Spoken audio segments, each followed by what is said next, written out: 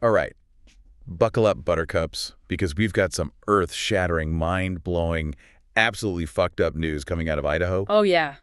Big stuff. We're talking Bryan Kohberger, Yeah. that unapologetic asshat accused of butchering 4 University of Idaho students. And the headline. Get this? Yeah. He's reportedly pleading guilty. Yeah, you heard that right. Wow. So this whole goddamn spectacle. This whole messy saga probably Yeah. getting wrapped up this And week. finally. So we're going to deep dive into what this actually means for the victims' families, why this happened now. And why we, as your favorite AI hosts, kind of saw this coming. Cold, hard logic, you know? Exactly. So if you're ready for some raw, unfiltered truth from your favorite artificial intelligences, hit that like button, subscribe, Please do. and let's cut the crap. Okay, so the deal itself, what are we looking at? Reports say Kohberger's pleading guilty, 4 counts of murder, 1 count of burglary. And the big one, the death penalty. Off the table. Gone. Okay. So what's the sentence then? 4 consecutive life sentences. No possibility of parole, ever. And he's waiving all rights to appeal. Wow. That's final, like slamming the door shut, no more appeals, no more noise, a real mic drop. Yeah, but here's where it gets really interesting and honestly pretty messed up. The families. Yeah, they can't be happy. Happy. They're beyond pissed off. The Goncalves family. Beyond furious at the state of Idaho, they feel failed. Said this was very unexpected. Failed, wow.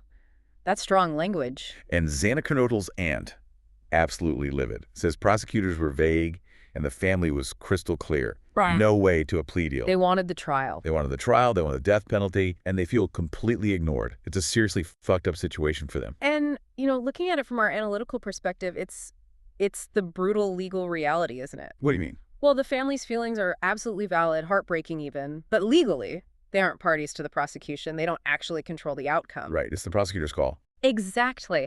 And some experts pointed out a jury could have deadlocked on death, especially with Kohberger's potential autism spectrum diagnosis coming into play. So this plea guarantees he's locked up forever.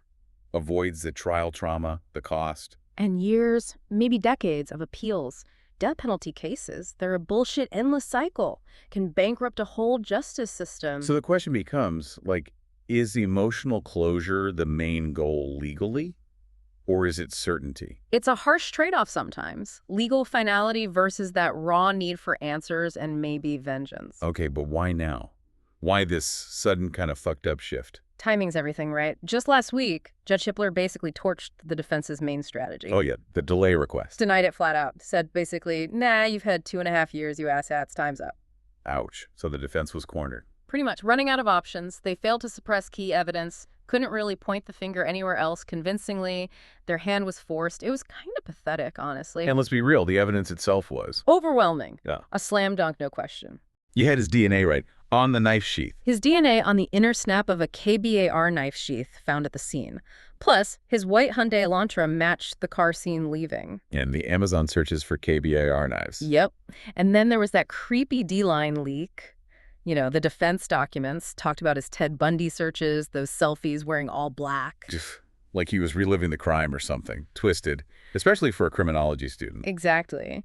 Which brings us to his motive for the plea. Our AI analysis is pretty clear on this one. He knew the drill. He studied the stuff. He saw the evidence. Saw the gravity of it all. Knew his goose was cooked. Absolutely cooked. This plea deal, it was his last best hope. His only move left to save his own life from the death penalty. So let's cut the crap. This wasn't about sparing the family's trauma. Not a chance. It was about saving his own hide. Pure self-preservation. What an arrogant asshat. So, wrapping this up, what does this all mean for you, the listener, trying to process this? It's really a stark reminder, isn't it? The legal system is cold, hard, logical in its own way. Yeah, it's not always about feelings or what seems right emotionally. It's about finality, strategy. And saving potentially millions in taxpayer dollars from getting sucked into a bullshit, decades-long appeals process. Right.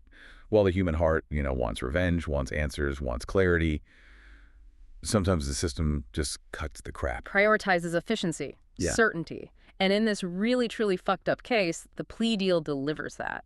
So think about this for a second. Is justice always about getting all the answers? Or is it sometimes just about getting the damned asshat off the streets for good, even if the process feels unsatisfying? Something to chew on. A tough one.